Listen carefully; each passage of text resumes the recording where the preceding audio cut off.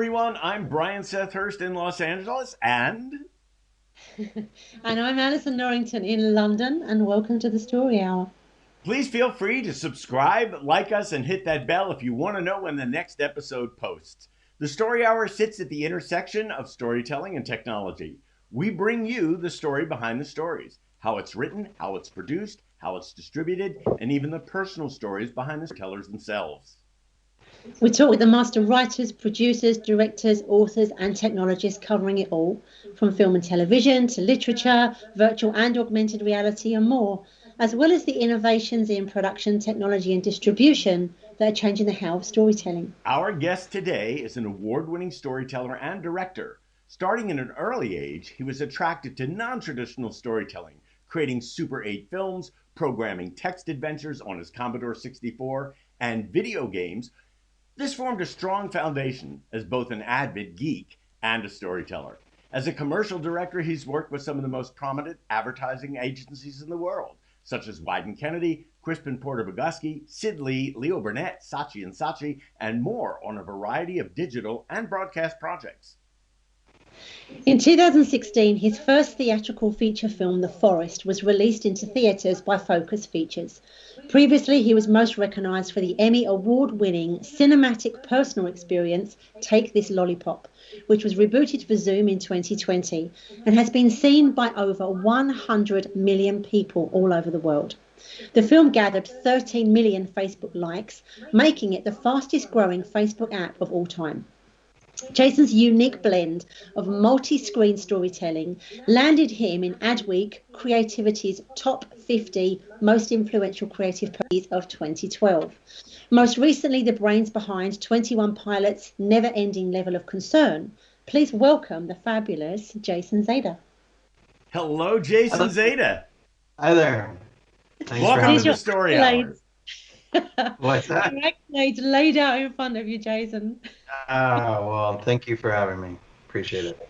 But you know what, like even getting your backstory as a kid, doing stuff with your Commodore and all of that, it feels like this has been in your DNA pretty much forever. How does that feel for you, though? Is that something you felt a natural pull towards? I mean, you've been quite a pioneer in terms of new ways of storytelling. It's really strange of when exactly that sort of thing happened, but I think it was somewhere at an early age where I discovered that choose your own adventure books were more interesting to me than just a traditional novel. That video games and branching narratives was much more of a challenge for me than just sort of traditional movies. But I loved movies so much that it was the thing that was driving me as a storyteller. So that combination of sort of like knowing that my brain thought a little bit differently than most people, where anything that became complex from a story structure standpoint, I mean, even when I was a really little kid, was the things that I was attracted to. That's really cool. Because, of course, Take This Lollipop, I think is probably like around 2010 when you and I first got to connect and know each other. And, of course, we'll talk about the reboot soon. But before that was the Elf Yourself, right? Yeah, I just want to say when we talk, I think just one second, yeah. there are going to be people in the audience who, believe it or not, don't know Elf Yourself and don't know Take This Lollipop. We know it.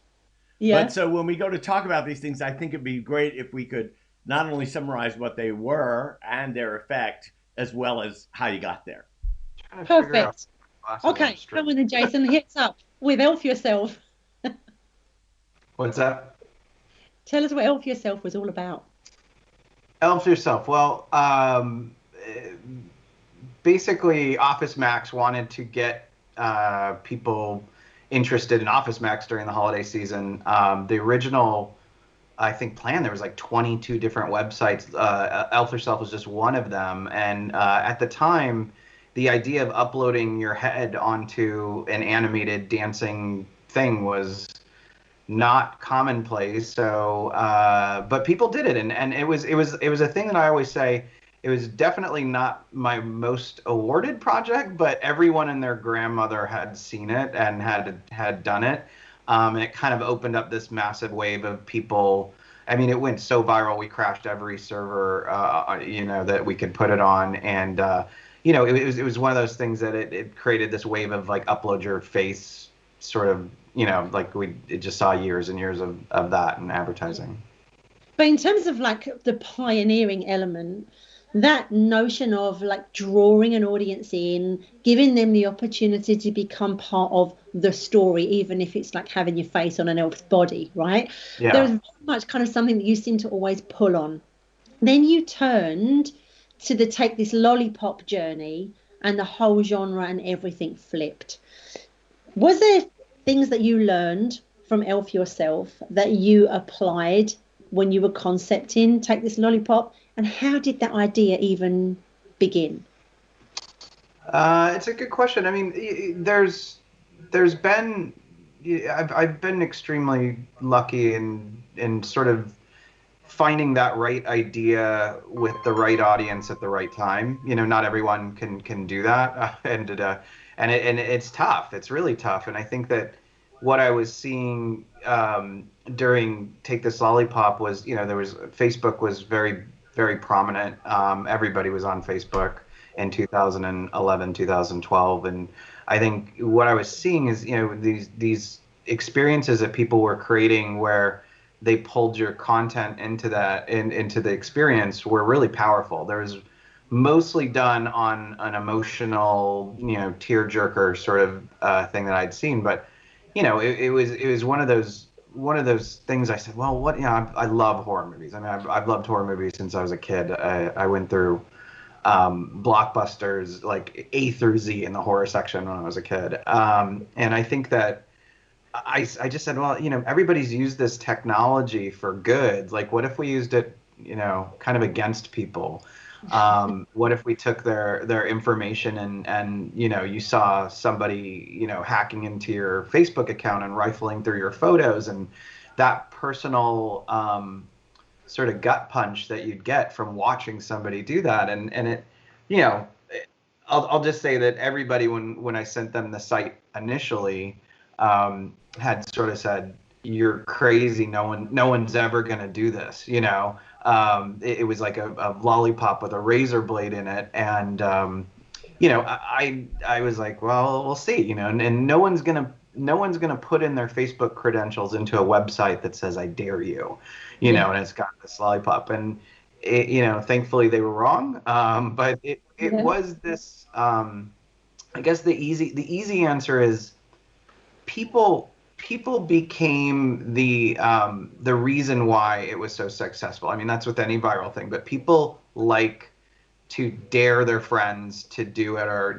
like, I want you to go do this, but I can't tell you what it is. That's exactly what I did to my friends. I mean, that was a success of it, was the blind try that most people had.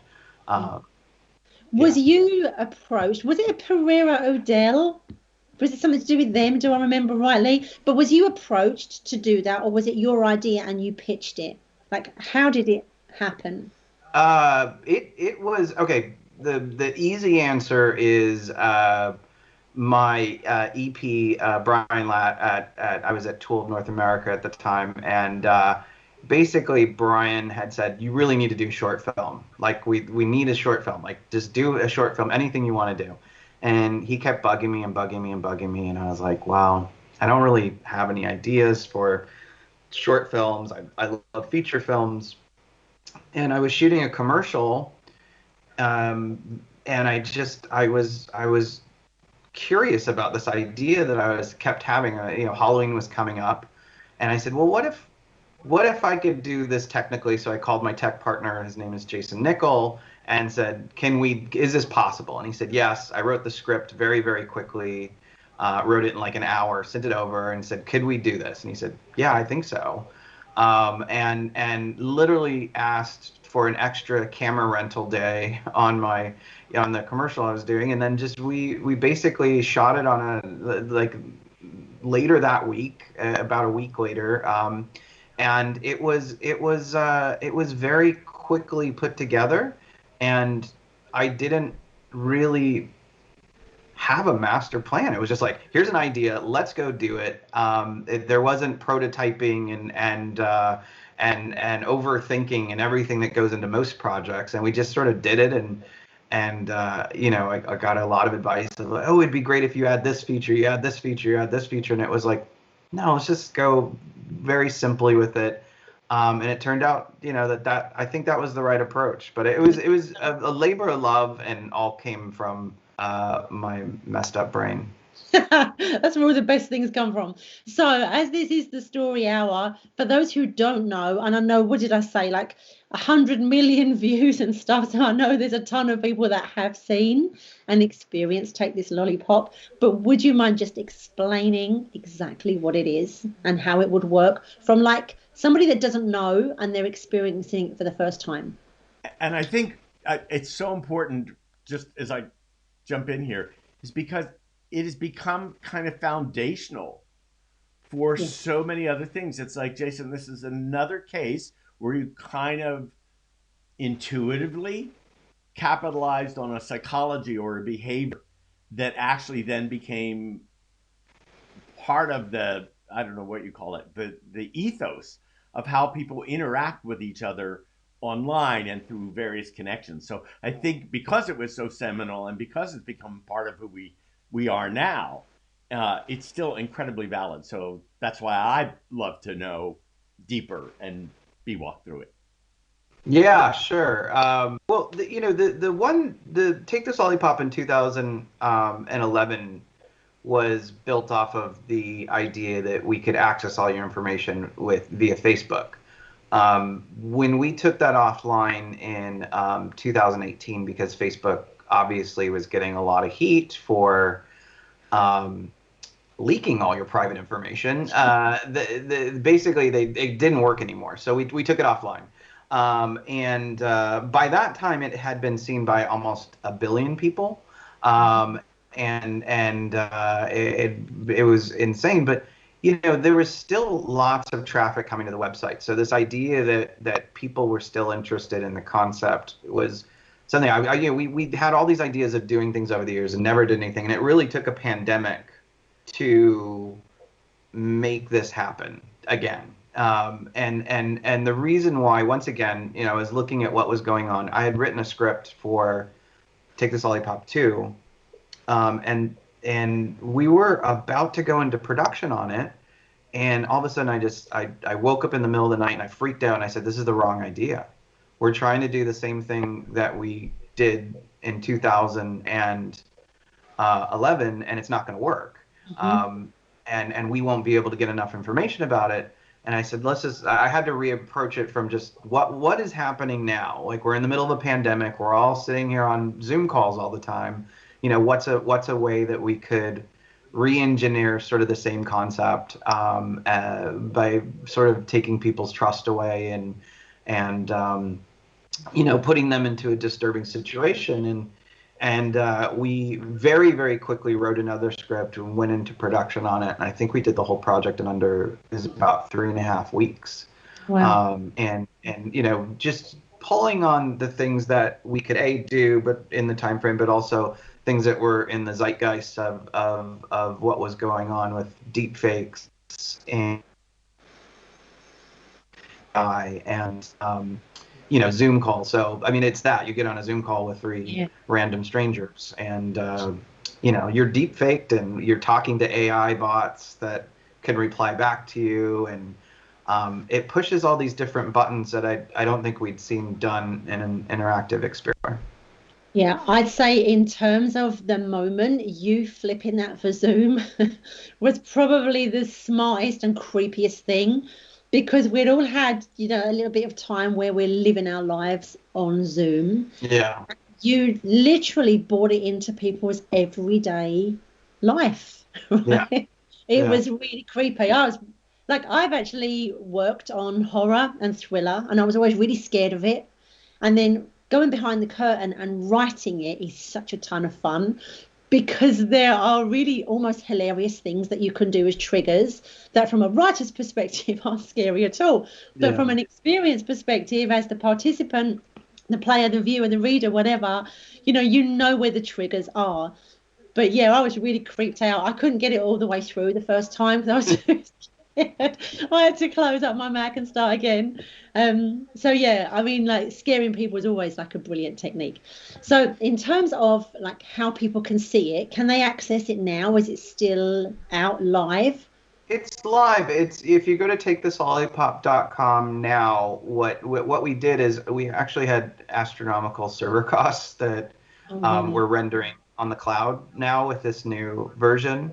The old version ran in Flash, so we could do it all in Flash. Now we had to render this in the cloud. So we basically switched over from a free model. By the time we switched over from a free model, we had about a little bit over 100 million people go through the experience. A little bit over, I think, about 150 million people view it on TikTok. TikTok became the reason why it was viral, and then at least another 50 plus million views on YouTube because big gamers were doing it. And then, they get 10, 15 million views on their videos. So by the time we took it off, off from the free model, it's now a ticket-based model. So for $1.50, which we're trying different things. I think this is where, as we're moving into this NFT world, this idea of like, how do you monetize experiences? And we kind of want to do something different. So it's $1.50, and you get up to, I think, 3 or 5 views of it. So it tracks your view. And now I could view it, or I could send you the link, and you could view it, and that could be 2 views. So we're trying to come up with a model that was potentially like a pass it forward model as well. Like if I viewed it a couple times and I liked it, I could send it to you. We have some interesting plans on how to convert it to an NFT model that we'll be working on soon as well. So yeah, I think as it went from free to monetizing it, we saw a big jump off in numbers, but people were seeing the model, and I think we do about about 1,500 plus people go through the experience every day. So takethislollipop.com is where people can find this. Yeah. Yeah, and without killing the moment, because I know with obviously horror thriller genre, you don't want to like give the reveal, but essentially that's what it is. It puts you at the heart of a story where you are in your own home and you are on Zoom with people that you don't know, and things take a strange, creepy turn. And yeah, I couldn't complete the first time because I was too scared sitting on my sofa, but I am a chicken. Well, it's what's funny is that the first one wasn't. I mean, it was just a guy in a room looking at a computer. There was really, I think it was the music, it was this, but I think what was really scary about it was that he was looking through your stuff. So this time we leaned a bit more into the horror world of things. If you've ever seen, like, people were comparing it, to the movie Unfriended and this and that. And I think that for us, what I liked is, one of my favorite things is going to a new release horror movie in the movie theaters on a Friday night. Yes. The crowd is riled up. Everybody screams. It's a collective experience. It's really amazing. I think that, how do you get that same emotional feeling when people are sitting in front of their computer was sort of our goal. Like, how do we push those same buttons that give you that feeling that you're in this real life horror film, basically. Do you think, like, the first time round, I mean, I remember being creeped out. There is something creepy about feeling like you're being watched, of course. Mm-hmm. So I know you said you didn't feel it was that scary the first time round because it's just a guy on his computer. But once you see your photos that you have shared on Facebook, that you're doing almost in an enclosed environment. I mean, let's face it was 2011, right? And then you see them start appearing and you haven't, like, actively put them in. You don't think you're in that experience. You feel you're safe because you're behind a screen, right? Yeah. So that was quite creepy, at least the idea that he's like delving through your stuff. So I think that you've used both times, not only platforms that are absolutely like prevalent of the time, but you really understand both the genre and people's reactions. Like you know how to build an experience through the ways you tell stories. Thank you. Yeah, I mean I mean, we learned a lot from the first one, but I think with this new one, you know, we had to utilize a whole new set of tools, you know, like things that I still, yeah, we were very skeptical the first week of putting it out. I'm like, I don't know if anybody's going to turn on their webcam for this. You know, I mean, if you've seen like chat roulette or any of those things where random God, I people do. tune in with their webcam, like bad things happen. There's Yes. naked people and all kinds of stuff. So, you know, I was like, I don't know if people are going to do this, but it was one thing that we found really interesting was that people would watch like first week we had very small numbers. It was less than 1 million people. We were a little bit bummed. We sort of said, okay, it's not going to work. But it exploded on TikTok. And what these kids did on TikTok is they showed themselves going through the entire experience. Oh, really? But it didn't matter. People would just go do it anyways because now they wanted to see the same thing. Even though they knew the gags and they knew the things that were going to happen, having it happen for themselves was the like having it be interactive and be personal was the Right. trigger, you know. So So it was they want to see their reaction. They want to see if they're as freaked out as the person they've watched, right? So it's a little exactly. bit of a daring thing there. You're like, oh yeah, I won't be so scared by that. I'll give it a try myself, which is also quite a smart technique because even by revealing what happens, they still want to try for themselves. Yeah, and we saw that. I mean, people, you know, they would watch their favorite YouTuber do Lollipop the whole thing through, and you know that we'd see massive spikes of numbers right after that. You You know, know, people going to the site. we say it's not the what of the storytelling that changes, it's the how. Right. And so when the reboot says, okay, well, there's new technology available, even technology such as TikTok that you did not predict, but the story world itself and the demands that were made on the audience, that didn't change at all. So it was just the how. So your ethos, if you will, the concept itself remained the same. It was uh, pinging on the same strings. It was playing the Yep, same chord. It was just exactly. playing it with a bunch of different instruments, which still hit those same notes that compel people to become involved and compel people to share. So I kind of, listening and observing here, I kind of consider you to be a master storyteller in the respect that, from my perspective, Jason, a master storyteller understands and knows story, but then also knows what's available to them. It's like someone programming or arranging for a symphony orchestra also knows what technologies are then available to execute on, and I think that's brilliant. We have so much more to discuss in the next segment. We haven't even discussed how artists might be compensated in the future, what major changes has happened through the pandemic, because we all got involved in the story of Take His Lollipop, which obviously says a lot about the story itself. So we'll all be wearing, for the sake of our audience, not the ones who are watching, not the ones that are listening, we'll all be wearing the same wardrobe. We say this every week, just, because we wear the same clothes every day because no one's going out during the pandemic yet. Continuity. That's what it's called. So, Allison, is there anything other than thanking Jason for this first segment? Is there anything we've left out for this first segment?